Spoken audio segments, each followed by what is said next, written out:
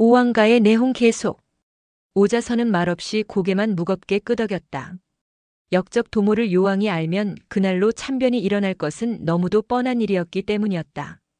오자선은 아무리 생각해 보아도 자신의 목적을 달성하려면 희광공자와 결탁할 수밖에 없을 것 같았다. 그리하여 희광공자와 손을 마주잡을 것을 결심하고 이렇게 말했다. 공자께서 그런 각오를 가지고 계시다면 저도 힘을 기울여 도와드리겠습니다. 그와 같은 대사를 도모하시려면 가장 간편한 방도를 택하시는 것이 좋을 것이옵니다. 가장 간편한 방도란 어떤 것을 말씀하시는 것입니까? 자객을 구하여 요왕을 시해하는 것이 가장 간편한 방도가 아니겠습니까? 그건 나도 동감입니다. 그래서 진작부터 그럴 만한 사람을 구하고 있는 중인데 그만한 인물을 구하기가 여간 어렵지 않군요. 희광공자의 말을 듣자 오자선은 불현듯 당읍성 내에 사는 전제라는 말역사가 머리에 떠올랐다. 그리하여 제가 친형제같이 가깝게 지내는 전제라는 친구가 있는데 그 사람이라면 의리도 두텁고 지혜도 풍부하여 그런 일을 능히 잘해낼 수 있을 것이옵니다. 하고 말했다.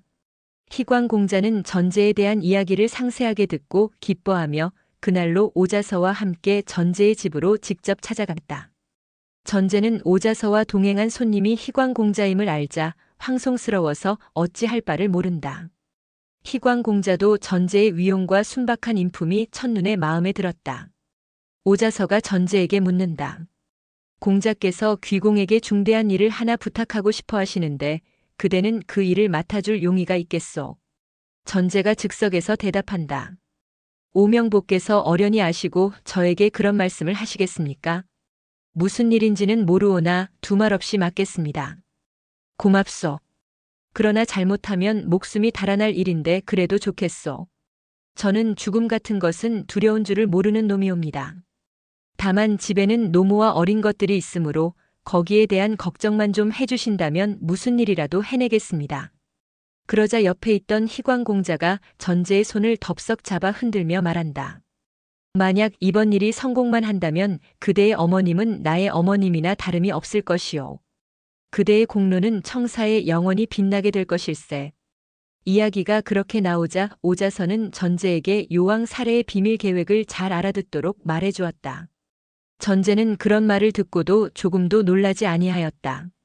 오히려 오랫동안 깊은 생각에 잠겨 있다가 문득 얼굴을 들어 두 사람을 번갈아 보면서 오대부님, 이런 일이란 가볍게 행동할 것이 아니라 여러 가지로 전략을 꾸며야 할 것이 아니옵니까? 하고 묻는다. 자기 나름대로 생각하는 점이 있는 모양이었다. 전제에게 무슨 신통한 계략이라도 있는가 싶어서 오자선은 어떻게 하는 것이 좋겠다는 말이오? 무슨 신통할 수가 있소? 하고 물어보았다. 전제가 대답한다. 요왕을 살해하려면 평소에 그를 호위하고 있는 사람들이 어떤 사람들인지 그것부터 알아봐야 합니다. 만약 그들이 저보다도 재주가 비상한 사람이라면 제가 요왕에게 접근해 본들 그를 살해할 수가 없을 것이 아니옵니까? 과연 이치에 합당한 말이다. 거기에 대해 희광공자가 대답한다. 요왕은 남을 믿지 못하는 성품이 있어서 그는 어디를 가나 자기 아들인 경기 왕자와 어며 초경의 두 종제들을 반드시 경호인으로 데리고 다니오. 전제는 잘 알았다는 듯 고개를 끄덕이며 홍곡이 구만리 장천을 웅비하게 날아다닐 수 있는 것은 그의 날개가 튼튼하기 때문입니다. 그러므로 홍곡을 잡으려면 그의 날개부터 없애버려야 합니다. 제가 듣건대 요왕의 아들 경기 왕자는 만부당의 용맹지사라고 하옵니다. 게다가 어며 초경의 두 아홉가지 경호에 가담하고 있다니 귀신인들 어찌 그들을 당해낼 수 있으리까. 그러므로 희광공자께서 요왕을 기어이 살해하시려거든 먼저 경호인 세 사람부터 제거해 버리도록 하시옵소서. 그렇지 않고서는 설사 요왕을 살해한다손 치더라도 공자께서는 그들로 인해 대위에 오르시기가 매우 어려우실 것이옵니다. 희광공자는 그 말을 듣고 크게 깨달은 바 있어 오자서에게 말한다. 전제공의 말씀은 과연 옳은 말씀이요. 그러면 오늘은 일단 집에 돌아가서 세 사람부터 제거해버릴 계략을 꾸며 보기로 합시다. 이리하여 오자서는 이날부터 희광공자의 장원인 진택이라는 곳에서 살게 되었다. 한편 이 무렵 초평왕은 오랫동안 오자서에 대한 심리적인 압박감에 시달려오다가 마침내 그것이 병이 되어 회생할 가망이 거의 없게 되었다. 그리하여 임종이 가까워오자 그는 영윤낭화와 그 밖의 중신들을 불러놓고 말한다. 오자서가 언젠가는 오군을 몰고 반드시 우리나라로 쳐들어올 것이요. 나의 큰아들 자서는 나이는 많아도 서출이므로 내가 죽거든 나이가 어려도 적자인 미진 무릉공주의 생자에게 대위를 물려주도록 하오. 그때에는 중신들이 모두 신앙을 잘 받들어 나라를 튼튼하게 지켜주시오. 오자서가 오병을 몰고 쳐들어오더라도 제공들이 방위만 잘해주면 조금도 겁날 것이 없을 것이오. 초평왕이 그와 같은 유언을 남기고 죽자 중신들은 선왕의 유언대로 미진 왕자를 왕으로 옹립하려고 하였다. 그러나 정작 영윤낭화가 선왕의 유언을 무시한 채 반대하고 나서는 것이 아닌가. 오병이 언제 쳐들어올지 모르는 판국에 어찌 나이 어린 왕자를 왕으로 모시겠습니까? 비록 서자라 하더라도 나이가 많은 왕자를 왕으로 받들어야 합니다. 영윤낭화가 선왕의 유언을 무시하고 자서를 신왕으로 옹립하자고 주장하니 다른 중신들은 감히 반대하지 못했다. 그러나 장본인인 자서가 낭화의 의견에 불응하면서 이렇게 말했다. 선왕의 유언을 무시하고 내가 어찌 왕위에 오를 수 있겠소. 미진 공자가 나이는 어려도 중신들이 힘을 모아 보필하면 될 게 아니오. 이리하여 11살짜리 미진 공자가 초나라의 대위를 계승하게 되었는데 그를 소왕이라고 칭한다. 자서는 아우를 신왕으로 받들고 자기 자신은 좌영윤이 되는 동시에 낭화를 우영윤으로 삼아 초나라의 기초를 튼튼하게 다지려고 애썼다. 그러나 간신 비무기의 권력에는 조금도 변동이 없어서 그는 나이 어린 소왕을 앞세우고 정사를 더 한층 마음대로 휘두르니 백성들의 빈축은 날이 갈수록 더해가고 있었다. 오자서는 간첩을 보내 초나라의 그와 같은 실정을 알고 나자 땅을 치며 통곡한다. 내 손으로 죽이려고 했던 초평왕이 자연사에서 이제는 원수를 갚을 수가 없게 되었으니 이런 통분할 일이 어디 있느냐. 희광공자가 그 소식을 전해 듣고 급히 달려와 묻는다. 불구대천의 원수였던 초평왕의 부음을 듣고 오명보가 통곡을 하고 계신다니 대체 어찌 된 일이오? 오자서가 대답한다.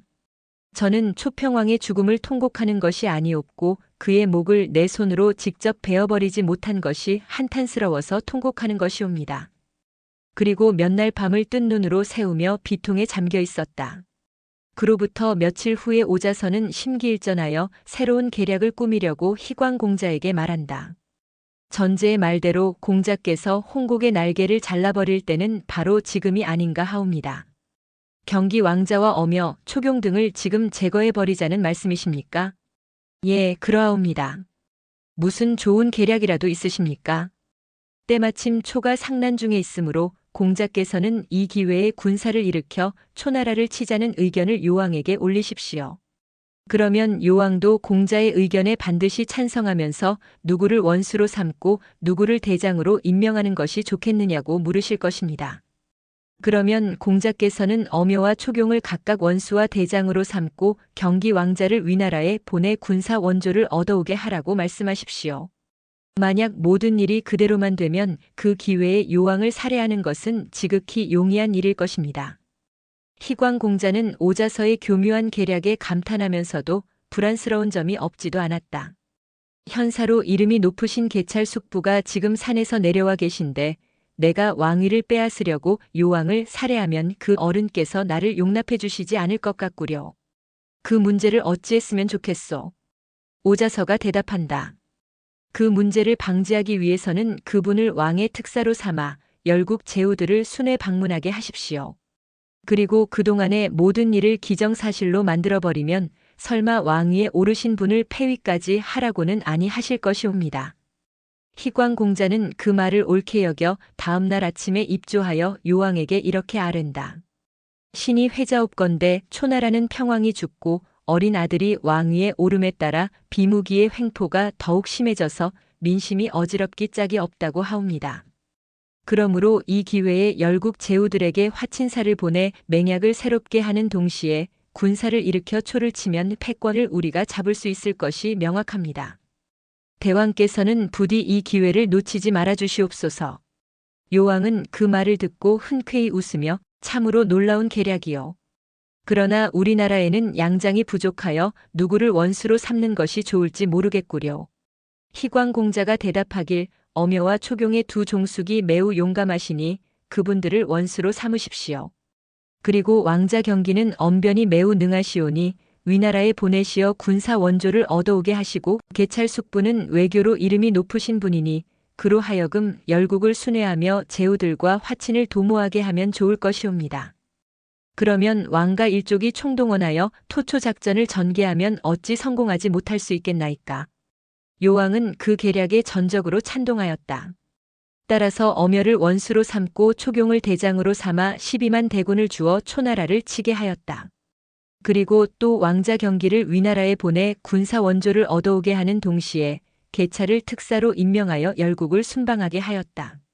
엄여와 초경은 대군을 이끌고 출진하여 우선 초나라의 정읍을 포위하고 총공격을 개시했다. 그러나 정읍 대부 송목은 항복은커녕 성문을 굳게 걸어 잠근 채 응전조차 아니하고 오군 습내의 급보만을 조정해 올렸다. 초나라에서는 왕이 바쁘고 어수선하던 판에 오군이 쳐들어왔다고 하니 모두들 크게 당황하였다. 오군 습내의 급보를 받은 좌영윤 자선은 어전 회의를 긴급히 소집하고 중신들에게 말하였다. 오군은 야비하게도 우리가 상중임을 알고 침공해왔소. 만약 이에 응전하지 않으면 적은 우리를 넘보고 더욱 득세할 것이 분명하니 우리는 어떤 일이 있어도 적을 섬멸시켜버려야 하겠소. 편장군 백극관은 군사 2만을 이끌고 가서 정읍을 구하도록 하오. 그리고 낭화 장군은 군선 300척을 이끌고 예수로 돌아가서 적을 동쪽에서부터 수륙 양면으로 협공하도록 하오. 그러면 오군은 꼼짝 못하고 항복하게 될 것이요. 어린 임금 소왕은 싸움에 이긴다는 말을 듣더니 크게 기뻐하며 곧 윤허를 내렸다. 이윽고 백극관 장군이 육군 2만을 이끌고 오군을 공격해오는 기세가 잠옷 격렬하였다. 양군은 정읍에서 격전에 격전을 거듭하기를 무려 30여 합 오군의 일진이 무너져서 패주하기 시작하자 엄여가 아우 초경을 불러 상의하기를 적군의 사기가 놀랍도록 높아 정읍을 함락시키기가 매우 어려울 것 같으니 이 일을 어찌했으면 좋겠소. 초경이 답하기를 나는 정읍의 서문을 공격할 테니 형님은 전군을 이끌고 예수로 돌아가 동문에 있는 수군을 공격해 주십시오. 그리하여 수륙 양면으로 공격해 들어가면 반드시 함락시킬 수 있을 것입니다. 엄여는 그 말을 옳게 여겨 수군을 이끌고 예수로 돌아가 정읍을 공격하는데 일시는 전세가 크게 유리하였다. 그리하여 4-5일 동안은 승리에 승리를 거듭하는 듯이 보였는데 돌연 후방으로부터 초장낭화가 군선 300여 척을 이끌고 급습해오며 화공전법을 전개하는 것이 아닌가. 오군의 군선들이 여기저기서 불길에 쌓여 타오르기 시작하자 군사들은 크게 당황하여 패주에 패주를 거듭하는데 엎친 데 덮친 격으로 쫓겨가는 오군에게 초선이 불세례를 자꾸만 퍼부어서 오군은 사실상 전패하고 말았다. 이에 엄여와 초경은 패잔병들을 규합하여 방위선을 새로 구축하면서 본국의 응원군을 급히 요청하였다. 그런데 그 당시 오나라의 정사는 희광공자가 사실상 혼자서 맡아보고 있었다. 희광공자는 응원군을 급히 보내라는 엄여와 초경의 표를 받자 요왕에게는 알리지도 않고 오자서를 불러 말하기를 이제야 요왕을 살해할 때가 온 것 같소이다. 무슨 말씀이시옵니까? 희광공자는 대답 대신 엄여의 구원병 요청의 표를 내보였다. 오자서는 표를 읽어보고 고개를 크게 끄덕이며 때는 왔습니다. 그러면 전제를 불러서 계략을 상의합시다.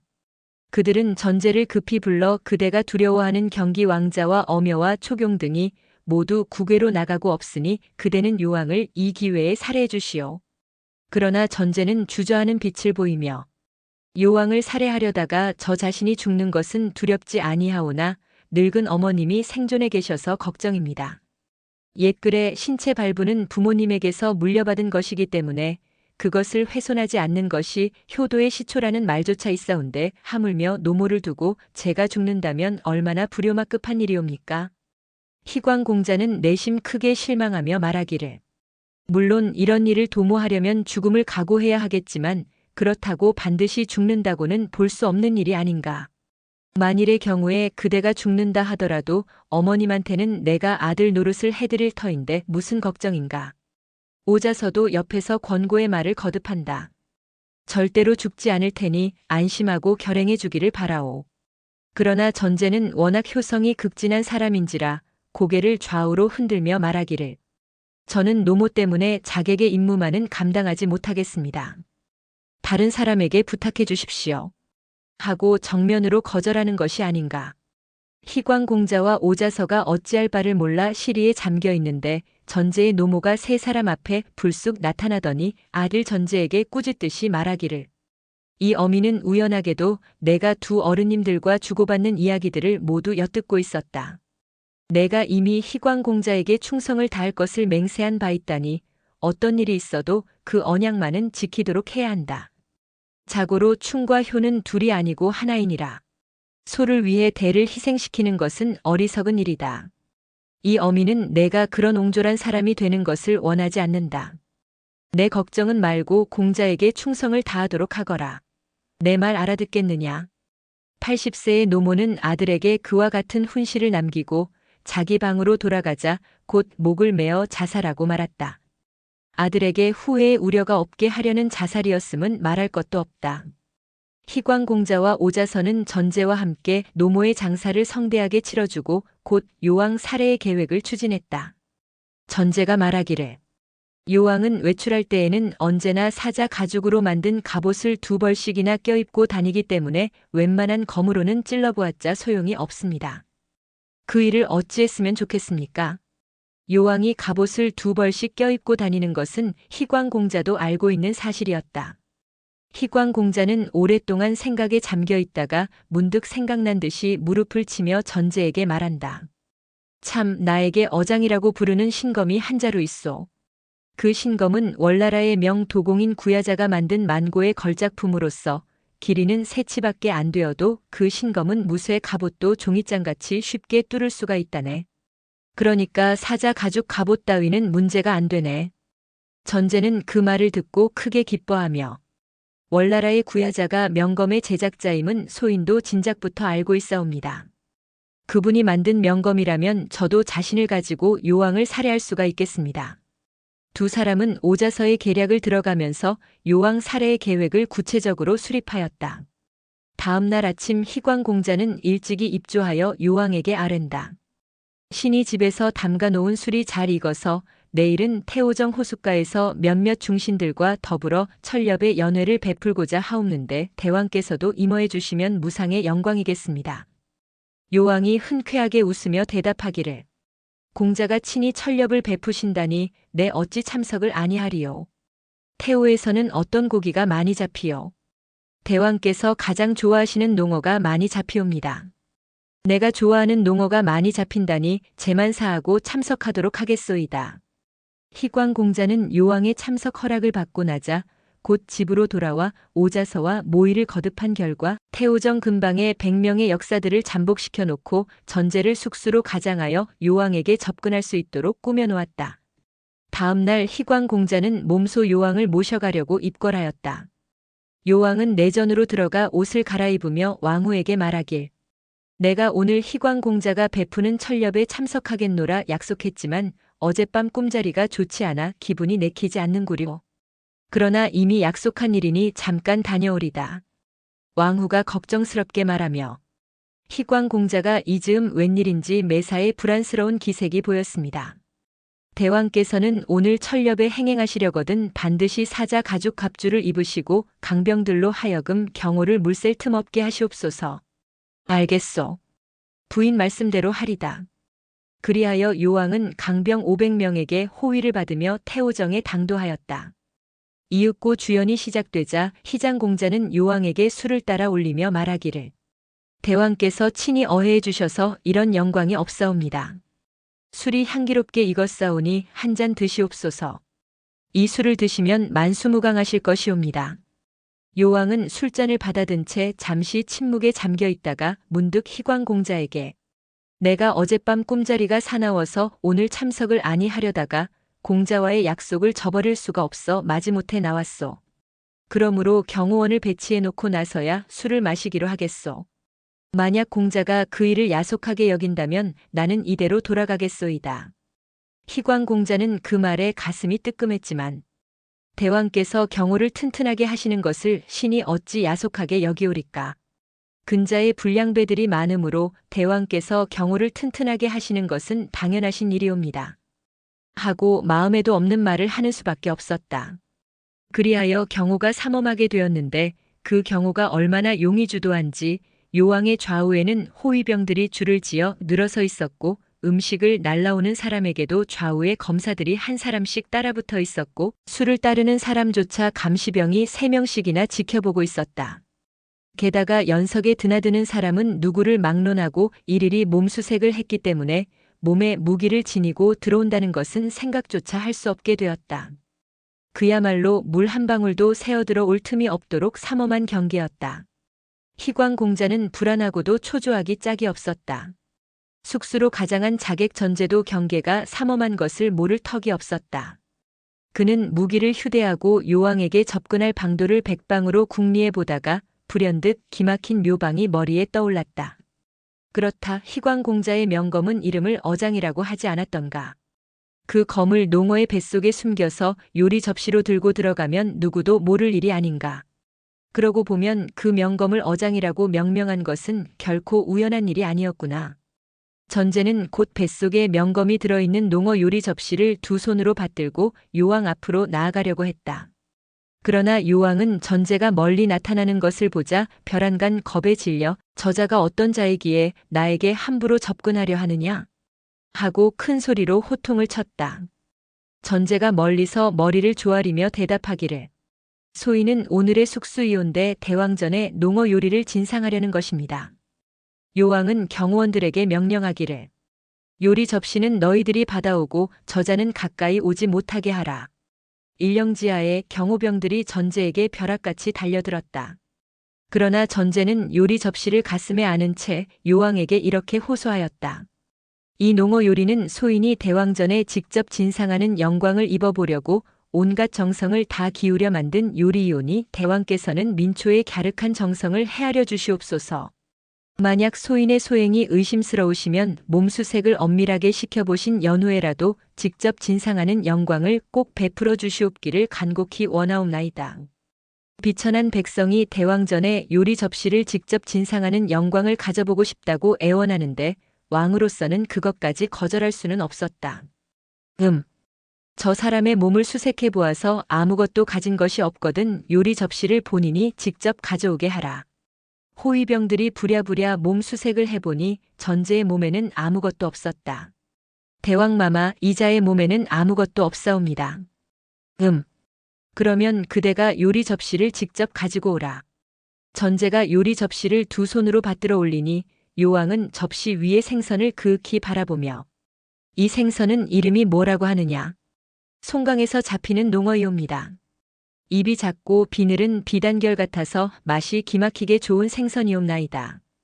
대왕께서도 농어를 무척 좋아하신다고 들었사옵기에 소인이 정성을 다해 요리한 것이오니 식기 전에 들어보시옵소서. 과연 보기만 해도 맛이 좋을 것 같구나. 그렇다면 내 손으로 뼈를 추려내어 먹기 쉽게 하여라.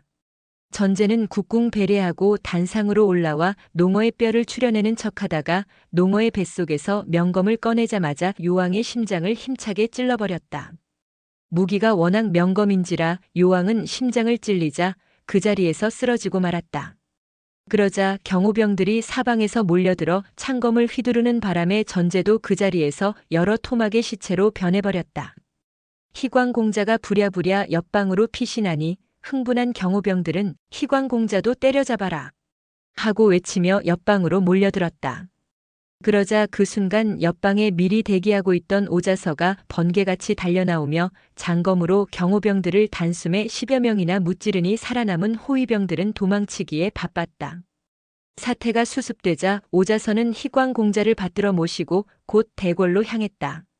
그리하여 군신들을 한자리에 모아놓고 오자서는 이렇게 설득하였다. 여러분도 잘 아시다시피 개찰 왕수께서 황위에 오르시기를 사양하셨을 때 오나라의 대위는 마땅히 종가로 돌아갔어야 옳을 일이었습니다. 그럼에도 불구하고 요왕은 대위를 가로챘으니 그것은 결코 옳은 일이 아니었습니다. 이제 모든 것이 사필귀정이 되었으니 왕가의 증손인 희광공자를 대왕으로 모시는 것이 어떠하겠습니까? 만약 의견을 달리하시는 분이 계시거든 이 자리에서 기탄 없이 말해 주시옵소서. 군신들이 모두 찬의를 표명하므로 희장공자는 그날로 왕위에 올랐으니 그가 바로 오나라의 제24대 왕인 함려왕이다. 희장공자는 왕위에 오르자 전제의 아들 전의를 하군대부에 임명하는 동시에 오자서를 상국으로 삼아 모든 정사를 그와 의논하였다. 희강공자는 오자서의 도움으로 왕위에 오르기는 했으나 사후 수습은 결코 용이한 일이 아니었다. 그 중에서도 토초 전선에 나가 있는 엄여와 초경 두 장수를 어떻게 다뤄야 하느냐 하는 것은 매우 골치 아픈 일이었다. 일선에 나가 있는 엄여와 초경을 어찌했으면 좋겠소. 신왕 함려가 묻자 상국 오자서가 대답하기를 그들은 선왕이 시해당한 것을 알면 반드시 대왕에게 보복하려고 덤빌 것입니다. 그러므로 군사를 보내 길목을 지키고 있다가 그들을 유인하여 즉석에서 처단해 버려야 합니다. 함려왕은 그 말을 옳게 여기고 엄여와 초경을 살해하려고 하군대부 전의에게 군사를 주어 일선에 밀파하였다.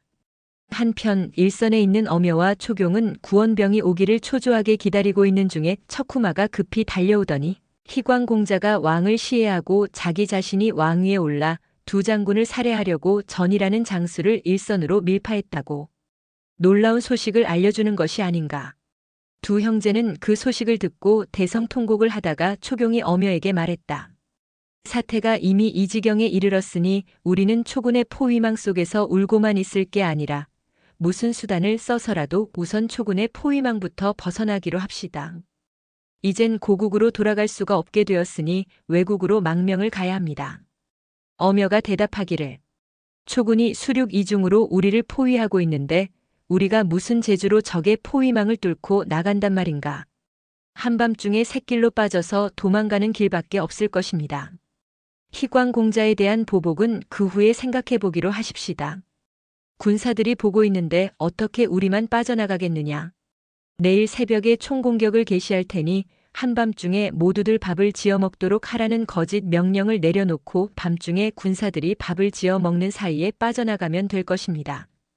그리하여 군사들은 한밤중에 부산스럽게 밥을 지어 먹고 있었는데 엄여와 초경은 그 사이에 한 사람씩 어둠 속으로 말을 달려 엄여는 서나라로 도망하였고 초경은 종호라는 나라로 망명하였다. 이윽고 군사들이 깨닫고 보니 대장들이 감쪽같이 없어졌고 대장을 잃어버린 군사들은 어쩔 줄 몰라 좌왕우왕하고 있었는데 초장 백극관이 그 기밀을 재빠르게 알아채고 대군을 노도와 같이 몰고 쳐들어오며 우리는 너희들의 대장 엄여와 초경을 이미 죽여버렸다. 항거하는 자는 죽여버리고 항복하는 자는 살려줄 테니 너희들도 모두 손을 들고 나오라. 하고 외쳐서 초장 백극관은 전례에 없는 대전과를 거두었다.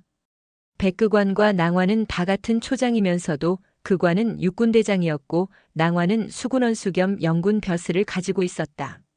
그러므로 그관이 막대한 전과를 거두게 되자 낭화는 1등 공훈의 영예를 빼앗기게 된 것이 무안하여 그는 수군을 이끌고 국경을 넘어 아예 오나라에까지 쳐들어가려고 하였다. 그러자 그관이 반대하고 나섰다. 자고로 상중인 나라를 쳐들어가는 것은 불길한 징조라고 일러왔습니다.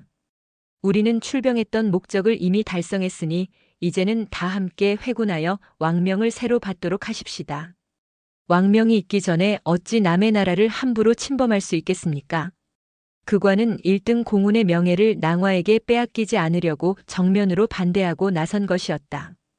이리하여 두 장수는 모두 돌아오게 되었는데 그관이 여러 천명의 오군 포로를 몰고 돌아오니 초왕소공이 크게 기뻐하며 그관 장군을 1등 공신에 봉하고 낭화 장군을 2등 공신에 봉한다라고 하는 조서를 내렸다.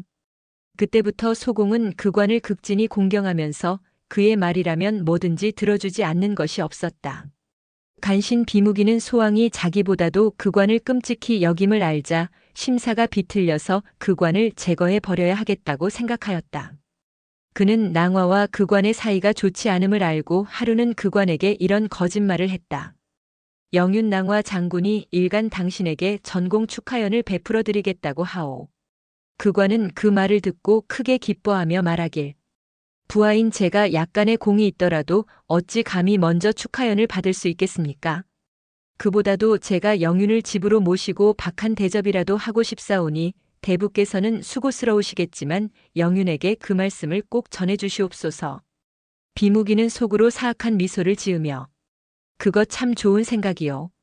그러면 내가 영윤을 모시고 가리다. 그런데 영윤은 본래 경호를 삼엄하게 해주는 것을 좋아하는 성품이 있으니까 영윤을 초대하려거든 그 점에도 각별히 유의하는 것이 좋을 것이요. 그관은 그 말이 비무기의 모함인 줄 모르고 그것은 어렵지 않은 말씀이옵니다. 내일은 경호 군사를 얼마든지 삼엄하게 깔아놓겠습니다. 다음날 그관은 잔치를 호화롭게 차릴 뿐만 아니라 부장 양영종과 진진 등을 동원하여 100여 명의 무장병들을 대문 안팎에 깔아놓고 손님들이 나타나기를 기다리고 있었다. 한편 앞서 비무기는 낭화를 찾아가 말하기를 그관 장군이 영윤과 저를 내일 자기 집으로 초대해 준다고 하오. 낭화는 그관의 성의를 매우 가상하게 여겨 초대에 응할 것을 즉석에서 쾌락하였다. 다음날 영윤 낭화는 비무기와 함께 그관의 집을 찾아간 것은 말할 것도 없었다. 그런데 대문 앞에 다다라 보니 그관의 집 주변에는 무장을 한 군사들이 100여 명이나 깔려있는 것이 아니겠는가. 낭화는 무장 군사들을 보고 소스라치게 놀라며 비무기에게 아니 저녁을 초대하는 사람이 무장 군사들을 저렇듯 삼엄하게 늘어놓았으니 도대체 이게 어찌 된 일이오. 비무기는 짐짓 고민하는 기색을 보이다가 내가 양심이 괴로워서 모든 것을 사실대로 털어놓겠소. 실상인즉 그관 장군은 영윤을 살해할 목적으로 나더러 영윤을 집으로 모셔오라고 한 것이오. 그러므로 영윤은 화를 면하려거든 지금이라도 댁으로 돌아가 주시오. 낭화는 그 말을 듣자 분노가 머리끝까지 치밀어 올라서 외쳤다. 그관이 감히 나에게 그럴 수가 있느냐. 이놈 어디 두고 보자. 너 같은 놈은 결단코 살려두지 않으리라.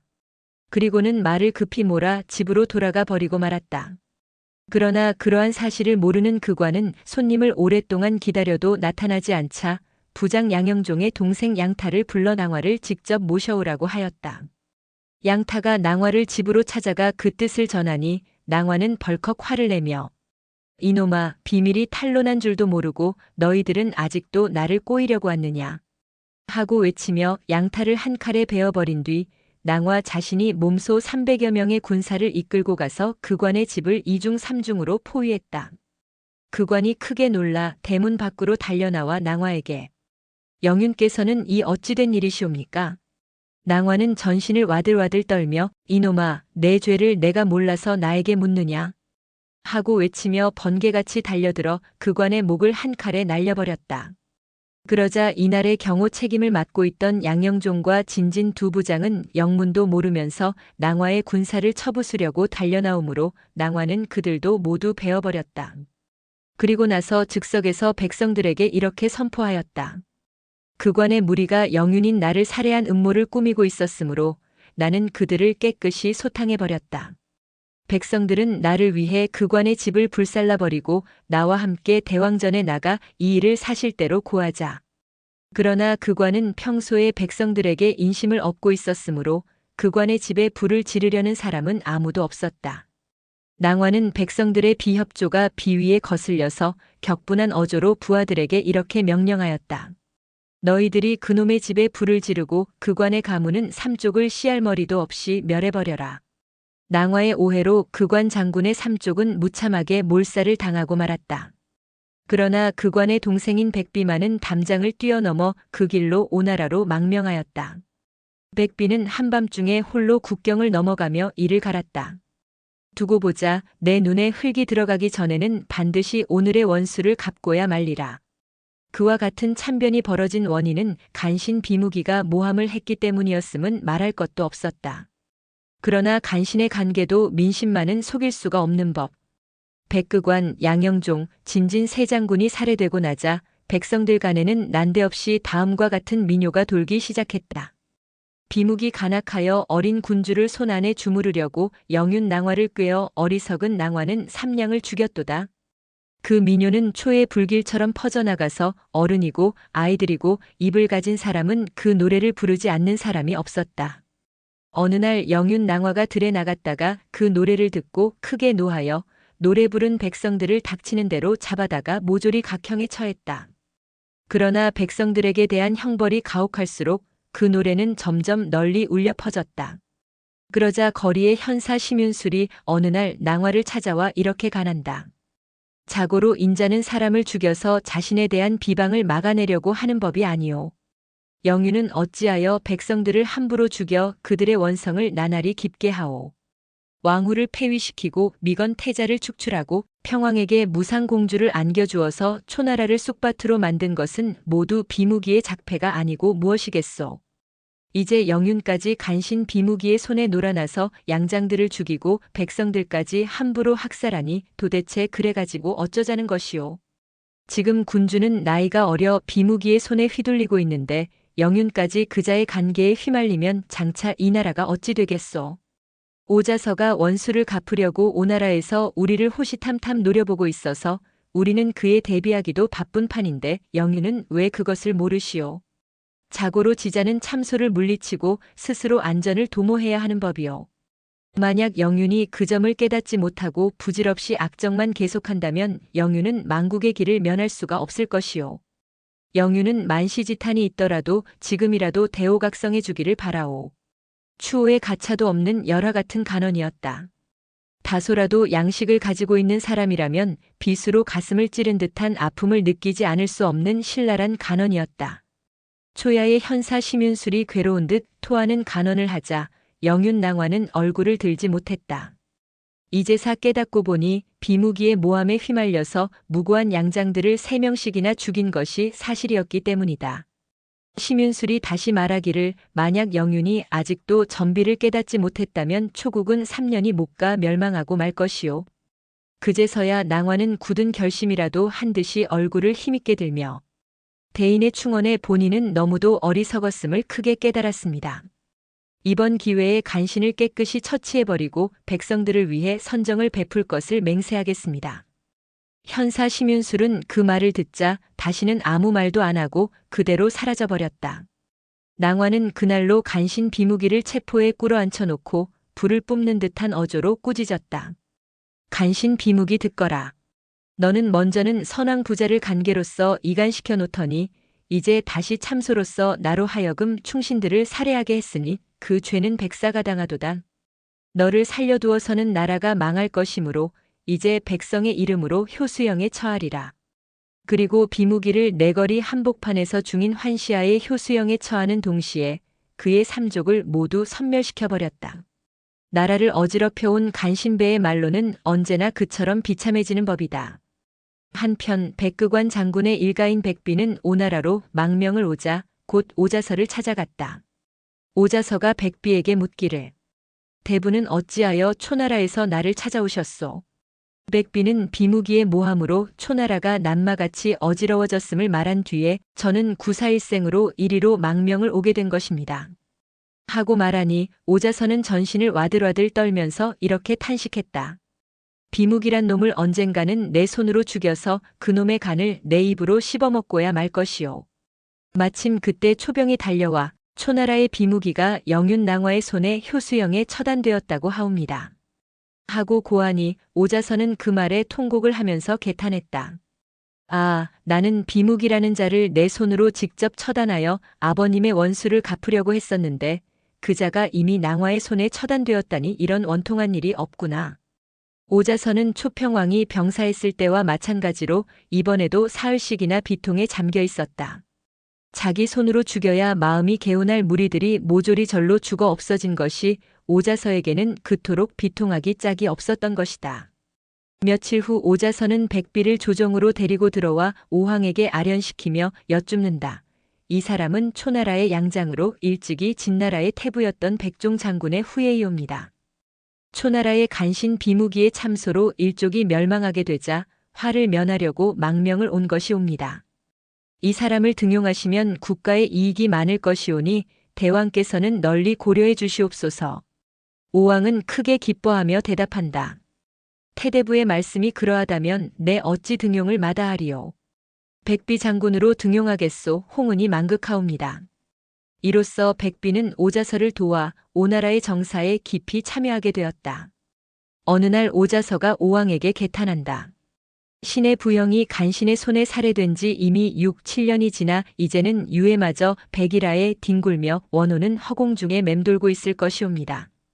게다가 원수인 초평왕과 비무기가 이미 이 세상에서 없어졌는데 신은 아직도 군사를 일으켜 초를 치지 못하고 있으니 세상에 저 같은 못난 놈이 어디 있겠습니까? 신은 국록을 먹으며 국사에 참여하고 있는 일조차 부끄럽사옵니다.